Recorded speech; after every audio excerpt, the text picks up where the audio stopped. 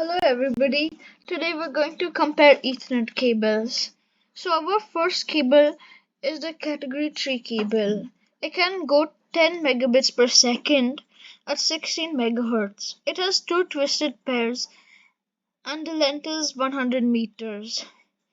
Now Cat5 can go 100 megabits per second.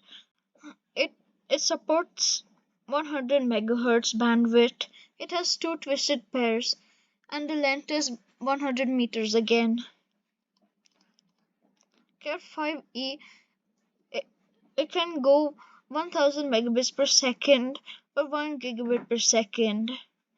The bandwidth is still the same, 100 megahertz. It has now four twisted pairs and and it can be 100 meters. Cat6 can go still 1000 megabits per second or 1 gigabit per second. Now it has 250 megahertz. It has four twisted pairs and the length is 100 meters. It's even better in handling crosstalk and interference. Cat6a can go 10,000 megabits per second or 10 gigabits per second.